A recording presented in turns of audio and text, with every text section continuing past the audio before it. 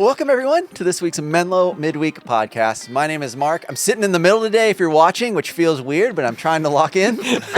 Allison, you're here. Hi.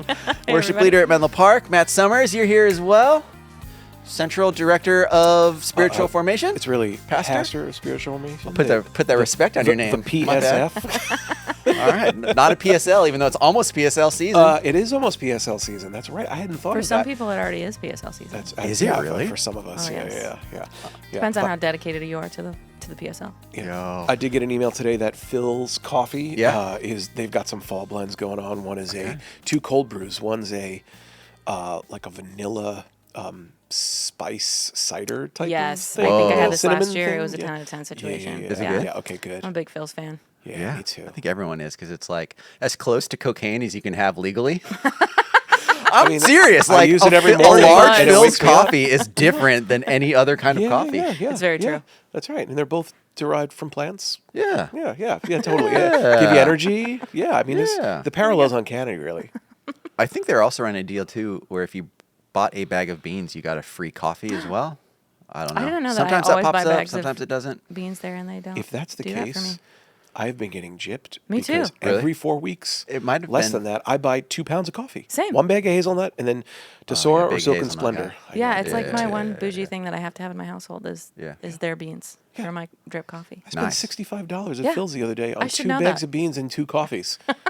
Tell me you're in Menlo Park without telling me you're in Menlo Park, brother. My splooge at home it has been we got a macadamia nut syrup Okay. that makes it feel like summertime. So like we'll make a little. Allison's been over. You have Yeah, two. nice to, little latte. To our little latte situation that we have going on, It's lovely. Yeah, and so that just makes it feel like summer. But I got to switch that out for pumpkin spice pretty soon. Oh, yeah. Soon enough.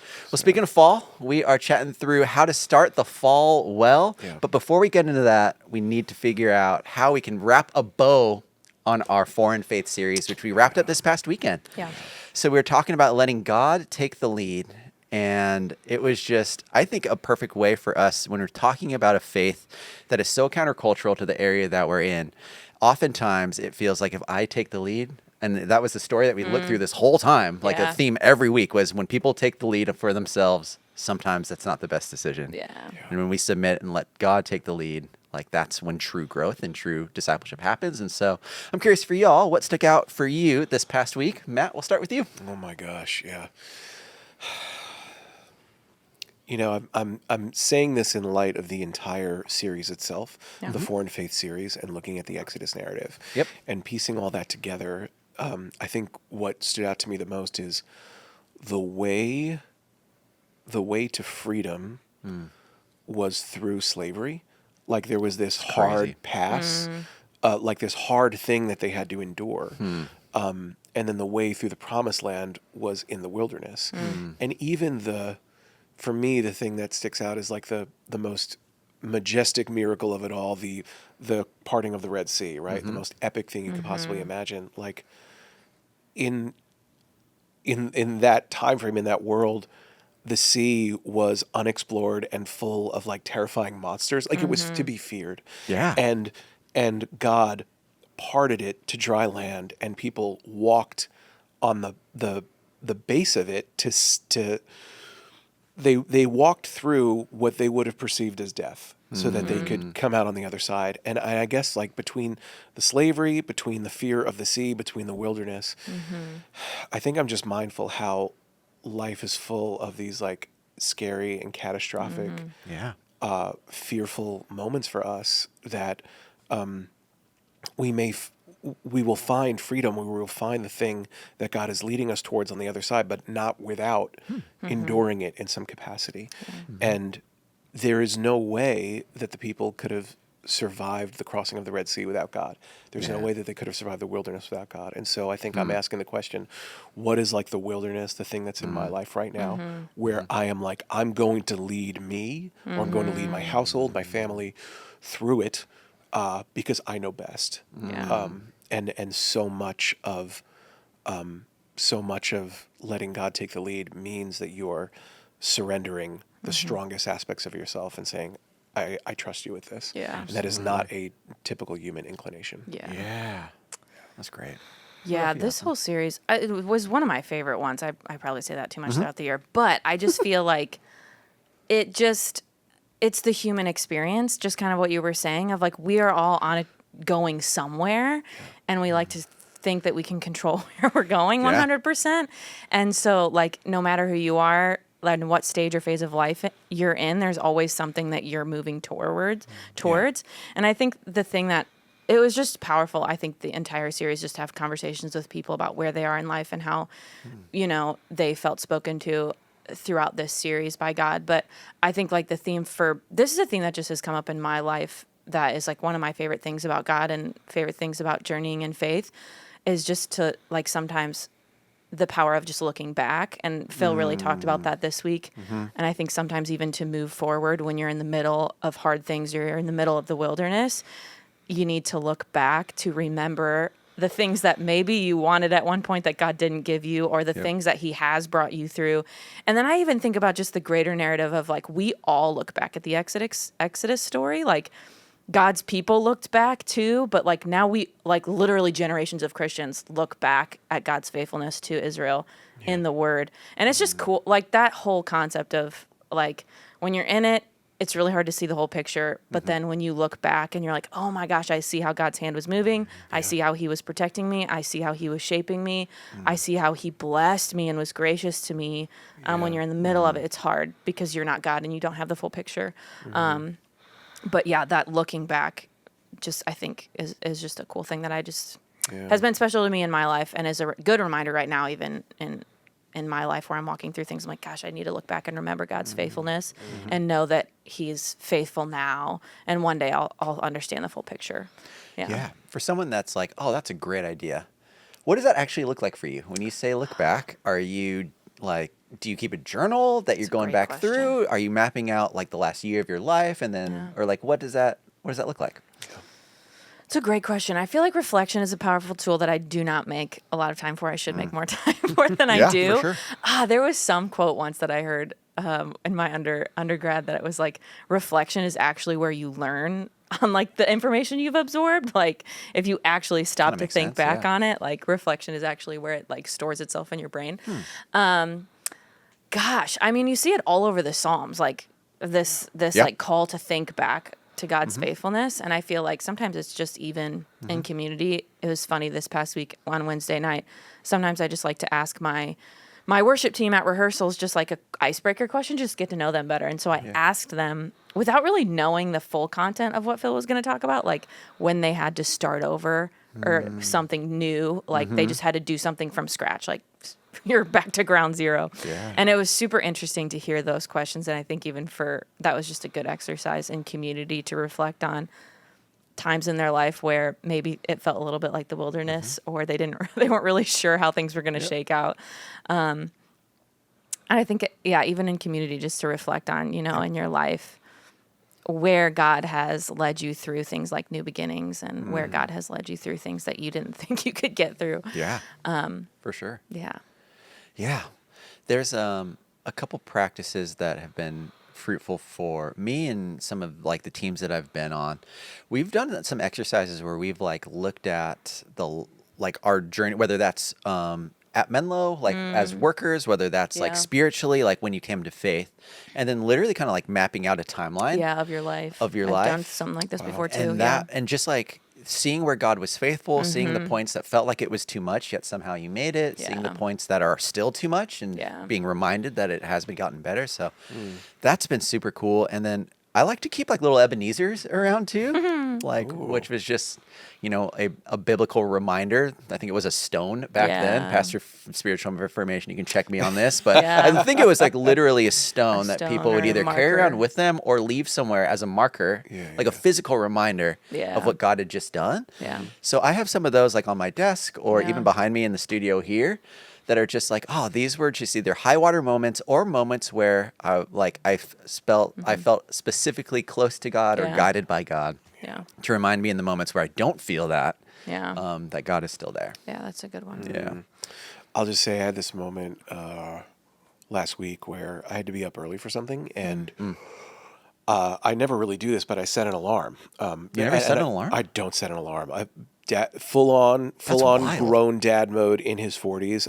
I just wake up naturally early, like an hour before I need to do anything. Like it's Is it consistently the same time love that. every yeah, day? usually, yeah. Although with the summer and the sun changing Yeah. a little bit because I sleep with the windows open, I like to Yep. have the sun in the room, Yep. and Yep. that's been changing a little bit. But like generally, if I'm in bed before 10, like 5 o'clock, if it's actually wait no after 10 is like 5 o'clock. If it's before 10, it'll be earlier. Oh my which is goodness. dangerous. Like 4:30, 4:45.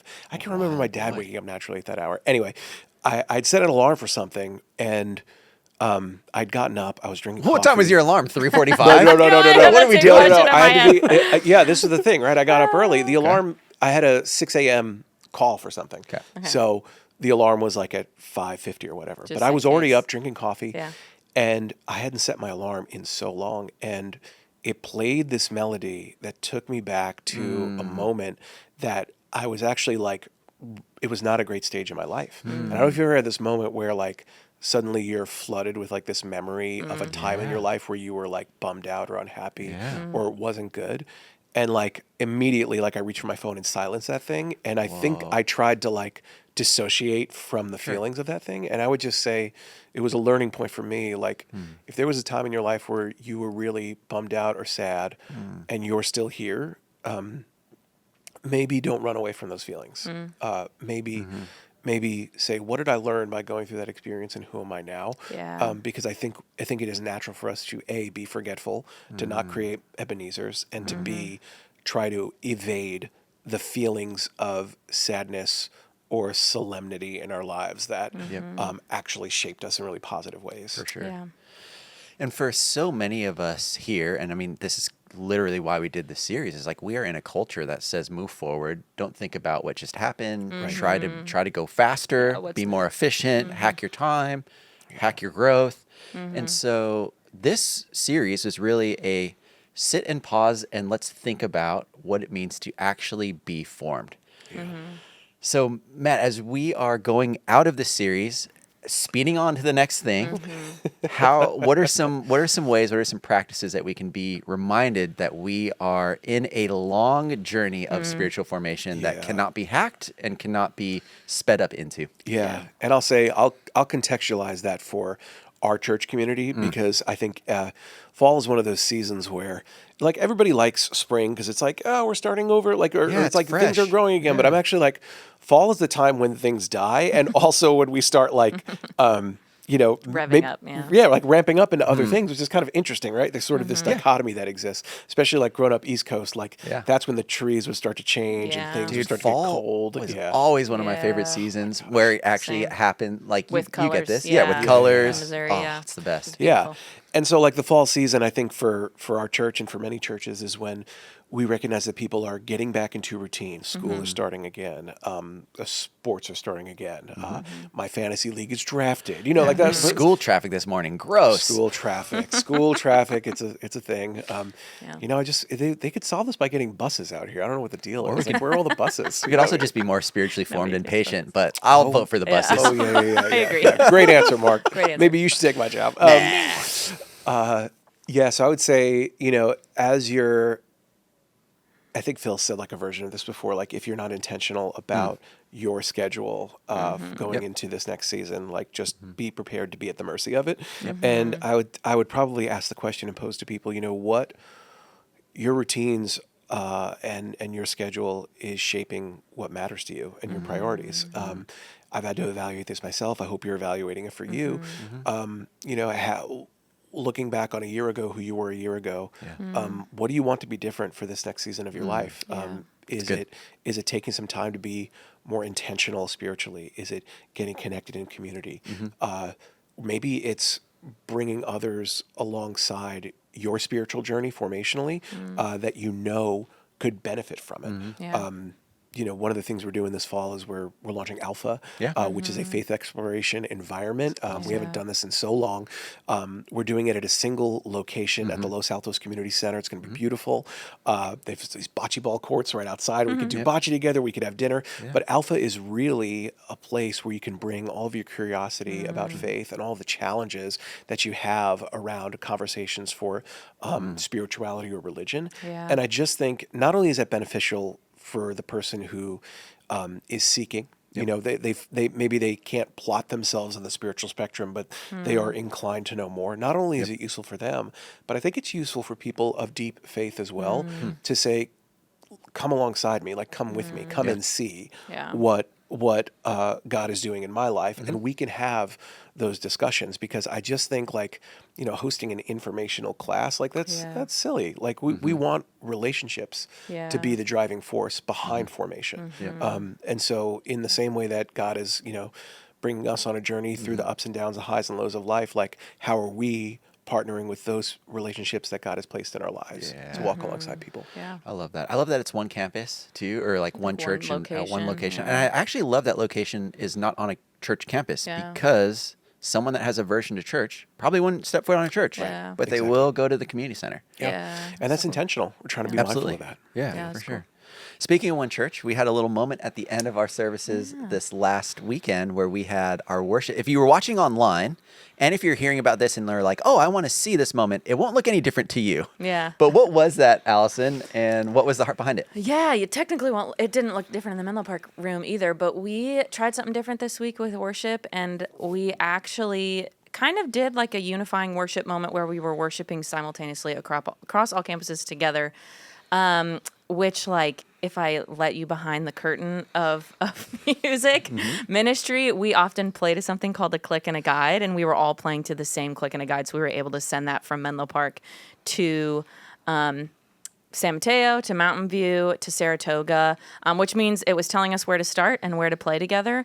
And they were also receiving my vocal and my acoustic guitar, and the bands at each campus were able to play along. So it was really kind of a cool moment where the worship team was really struck by just the hymn has these powerful words, these prone to wander, Lord, I feel it. Yes. Along with this whole series of just gosh, yeah, that's our human inclination, is to kind of wander in our own direction, in our own way, and to feel like we're in control. But that prayer of here's my heart, Lord. And just that ask to God, would you guide me? Would you lead me? I want you to take the lead. Yeah. And so we thought it would be a cool moment just as one church to come together and sing those words together as a prayer, as a bold prayer of faith together as one voice and one church across 4 campuses, which we did. I was a little nervous about it. I'm not going to lie. But it went really well from what I've heard. So yeah, it was powerful. Yeah, it seems like anytime we can try to unite and remind people that, we are a minority here in the Bay as Christians, and sometimes that can even get further parsed out when we are at separate campuses. Yeah. And so for us to say, hey, we have brothers and sisters in 4 different cities that are all pointed towards the same thing and hopefully along the same journey of formation, that's a great reminder for all of us. So thanks for helping lead through that, Allison. For sure. That's It was great. fun. That's cool. All right. Fall's upon us. Is it? School's starting, PSLs are almost here, if not already here. I know. So I would love to take some time and just try to figure out how we can best ramp up for fall. So far, I've already heard some great things that I want to try to put into practice this week, which is think back on my life so far in times where I felt stuck, or just even just mapping out, hey, where has God, led me to, and what was that like during that time? So that could even be a good fall practice to remind ourselves as we're heading into this new season.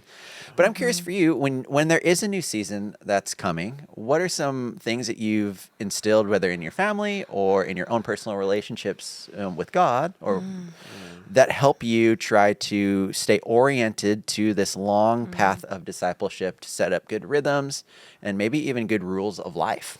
Or rule of life, if you want to get super particular. But I have problems with that because there's more than one rule when we do this. But that's my side. Rules of life. Yes. Rules. Yes. Matt? Rules is. Yeah. One of the things that's been kicking around my head. So later this month, I'm I'm getting a couple friends to come out from the East Coast. Just coincidentally, one of them was planning on being here. The other one's going to be here for work. They're going to happen to be here on the same week. And these are like Awesome. These are dudes that are like thick as thieves. You know, like we're like high school, junior high, like relationships. So like you pick up right where you left off, and I love that. And that's so good to do. And yet, that's a chapter of my life that's pretty far in the rear view now. And so I think the challenge for me is it is so wonderful and beautiful to have people who really know you. And I think the question I find myself asking at each season of life and coming to this season is, am I known? Am I vulnerable? You know, Brene Brown would say vulnerability is bravery. Like, am I putting that at the forefront? Because I can say that I'm bettering myself in a vacuum, you know, and maybe I could, like, you know, I journal and I work out and I do this, and like, that's great for you. But are you rubbing shoulders with other people in a community like capacity to sharpen the iron, so to speak, iron sharpening iron? And I think for me, like, I find myself asking, you know, what are the ways that I am connecting with others to be seen, to be known? And church is a wonderful outlet for that. Like on Sundays, which you can connect in community. It's more than just having donuts. You're worshiping together. You're having conversations with other people. Maybe you're making plans. But the thing that I find myself formationally asking is, how am I doing that beyond Sunday? And so I would probably put that question to any person who knows that they want something different for their life and has maybe walked the well-worn path to personal betterment, being like, what's missing? Why am I not different? You know, maybe there's some room there to grow in spaces and places that are challenging, but you still find community and connection. Hope that answers the question. Absolutely. Yeah, I think for me, what was it? The first week Phil talked about rest going into the fall, and he said, what was the one-liner? It was like, rest is not earned, it's a requirement, requirement or something like that. And I 100%, I was like, that was a subtweet at me, because I'm like, can you read my mind, Phil? Because I am like very much so like, I'll like after a long day or a long weekend, I'll be like, all right, now I've earned some like couch potato time to like sit here and like check out and scroll and all these things. And so I think for myself, and I do not know how this is going to pan out or what it looks like, but I'm trying to think of, okay, how can I flip that view of rest in my head to where instead of it being something I'm like, I finally just get to like plop here and check out, which like being like phone and scrolling is a whole nother thing I need to probably tackle. But like one thing at a time. Just how I can think of rest in a more intentional way that's like, hey, I plan this before. So I can head into a busy time or a busy season feeling rested instead of feeling wiped after a busy day or season, you know?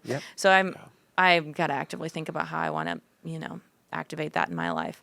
And then in general, I'm just like, I've been toying with getting a dumb phone. Recently. I said all summer I was going to do it. I still haven't done it. And I'm like, at some point, I just need to pull I'll do it with you. the trigger and get a dumb phone. Let's do it. gosh. Here's the thing that's made me realize it is my almost 1-year-old now, Teddy, will do anything to get my phone because I like my phone. So I'm like, this is like looking into a mirror. Crisis I need to right get here. a dumb phone. So it's fine if he likes the dumb phone, but at least it's not like this touchscreen dopamine addicted My hands problem. are already sweating thinking about not having. Think of all the group chats. Think of all the group chats that will hate you because your text is green. Now? Have you thought about gotta be getting an app for him a that. phone? A what? Have you thought about getting him a phone? Let's get Teddy a phone. Counterpoint. Counterpoint. Yeah, so we'll see if I actually achieve that this week. All right. We'll keep everyone updated about if we actually went to dumb phone. You heard it or here not. first, folks. They're going dumb phone. I said it on the podcast, so now it's I like know. set in stone. No, it has You to know? happen. All right. I love both of those ideas. I also love that the next series that we're in, and then we're headed and kicking off this weekend, called The Art of Showing Up, is all about taking what we've just kind of learned with how we can be personally discipled, but then also introduce that into the communities and the spaces that we're in. So not being in a vacuum, meeting with other people to try to not just to help ourselves be formed, but also to help form the areas and spaces that we're in around us. So that'll be fun this weekend. Matt hinted at Alpha as well. Go check that out. That's at menlo.church/connect. We also got some other things that are coming up and you can find all that information there. If you need any prayer or encouragement this week, you can reach out to our team at 650-600-0402. Allison, thanks so much for being here. Yeah. Matt, thanks so much for being here. Thanks, Mark. All right. Have a great week, everybody. We'll see you soon.